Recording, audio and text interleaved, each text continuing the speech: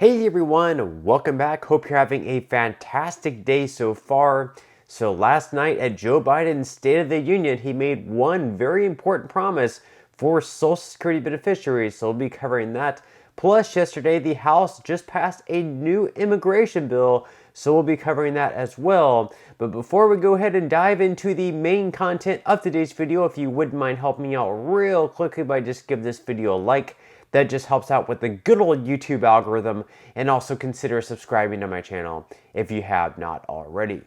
Plus, if you would like to receive up to $10,000 in free stocks or $10,000 in free cash, in a pinned comment below, I will be leaving a link to Moomoo. All you have to do is once you click on that link is just sign up for a free account and then deposit at least $100. At that point, Moomoo will be sending you at least 5 free stocks worth, once again, all the way up to $10,000. And if you'd rather just have the cash, all you have to do is once you receive those free stocks is just sell them for what they're worth and then transfer the cash value right back to your bank account.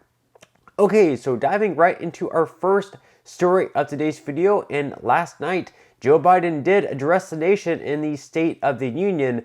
And normally in these things, it's typical for the president to kind of address Congress and Americans in general with the biggest problems facing Americans. So this year in 2024, or really quite frankly over the past few years, these biggest problems have included things like inflation. Prices have been rising across the board, making it harder and harder for Americans to get by, rising crime rates, and then of course also the upcoming insolvency issue with Social Security. So you figure he might be addressing inflation or something like that. Well, he started his speech out actually talking about Ukraine and Russia, which was rather interesting because even though that might be a pretty big issue on the world stage, for Americans in general, for us, I don't think that's probably going to be one of the biggest issues facing us on a day-to-day basis, unless you're in a situation where inflation is not a problem for you, or you're not living in a city where crime is skyrocketing or anything like that. But anyways, he did start out with Russia and Ukraine, which was interesting. Eventually, he did get around to Social Security, where he made one big promise to beneficiaries of the program. Let's go ahead and listen to what he had to say. Tonight, let's all agree once again to stand up for seniors. Many of my friends on the other side of the aisle want to put Social Security on the chopping block. If anyone here tries to cut Social Security, Medicare, or raise the retirement age, I will stop you.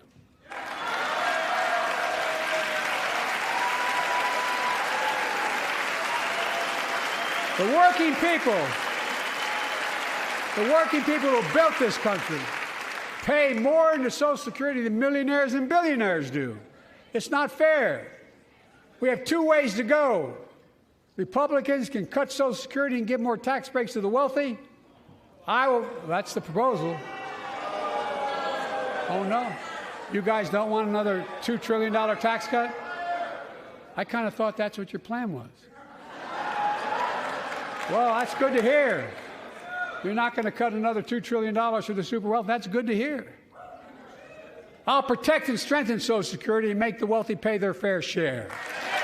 So as you can see right there, Joe Biden is promising to strengthen and protect Social Security. He's not going to be allowing for any cuts to take place. And actually, upon entering office, he made 4 big promises to make to the Social Security program before exiting office, which of course could be as soon as this year in November in 2024. So he has just a few months left to deliver on these promises. So according to Yahoo Finances, Biden's 4 Social Security shakeups could impact your wallet in 2024. So the first thing he was promising was to implement payroll tax for income over $400,000. So what he wants to do is make sure that those who earn above $400,000 per year pay into the Social Security Trust Fund, that's 6.2 to 12.4%, depending whether you're an employee or you're self-employed. He also wants to change the way that COLA increases are calculated, so he wants to switch that over to the CPIE method rather than the CPIW.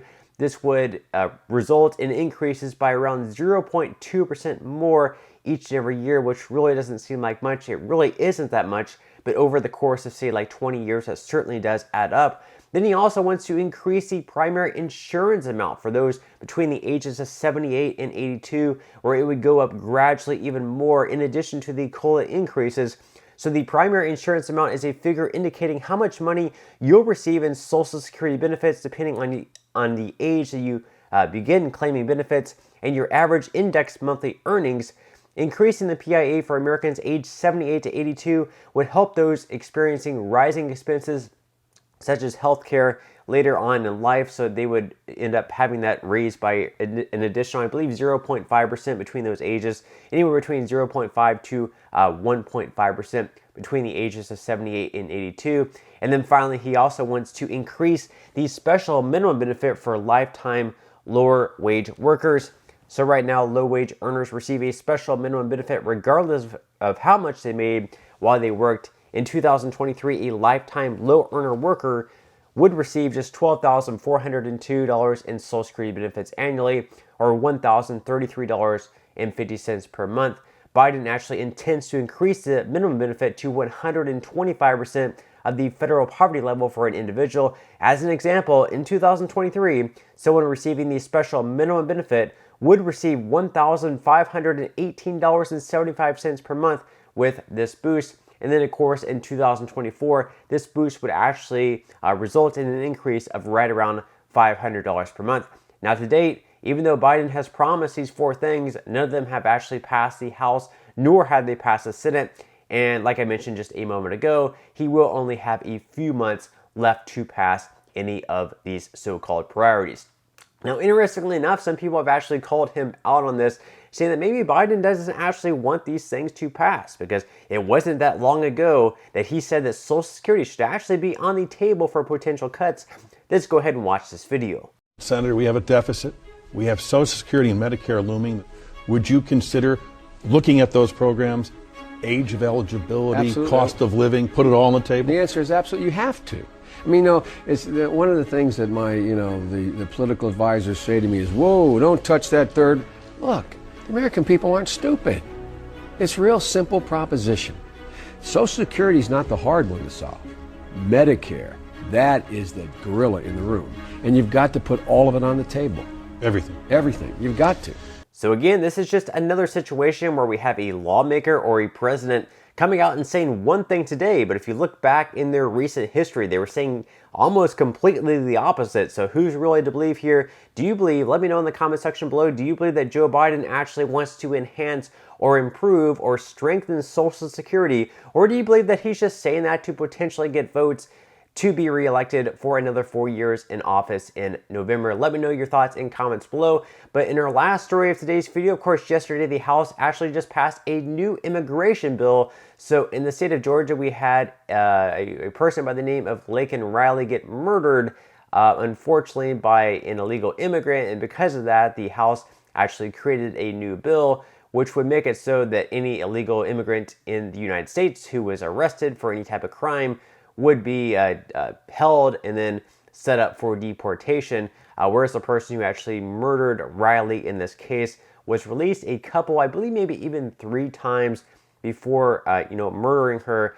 And this bill ended up passing the House, but it really didn't have that much support all in all. So according to The Hill here, the House on Thursday passed a bill that would require the detention of any migrant who committed burglary or theft, legislation that House Republicans named after a Georgia student who police said was killed by a man who illegally crossed the border. The measure, dubbed the Laken Riley Act, cleared the chamber in a 251 to 170 vote, with 37 Democrats joining all Republicans present and voting yes. It was the latest move by GOP lawmakers to put a spotlight on the situation at the southern border, which has emerged as a key issue in the 2024 campaign cycle and a top vulnerability for President Biden heading into the general election. So you would think this would be something that would definitely have bipartisan support.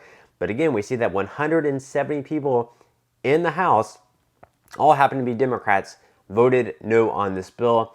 And even Elon Musk took to X. Remember, even though Elon Musk has been, kind of leaning closer, I guess maybe considered to the right, he's always voted for Democrats. Pretty much his whole lifetime, he's voted for Democrats. And even he, took to X here And he said, doesn't it seem odd to vote against deporting illegals who commit a crime? Let me know your thoughts and comments below. I don't think this should be political by any means here, but let me know your thoughts on this bill. Do you believe that someone who crosses the border illegally and then comes in here and commits a crime, do you believe that they should be deported immediately for this crime? Or, what do you believe that we should just continue doing what we're currently doing, releasing them to the streets and setting up a court date for, I guess, their trial, whether or not they get to stay in this country or not? Let me know your thoughts and comments below. But that's all we have for today's video. I certainly hope that you enjoyed and found value out of it. If you did, again, I would greatly appreciate it if you could give this video a like. Consider subscribing to my channel if you have not already, and I will see you in the next video.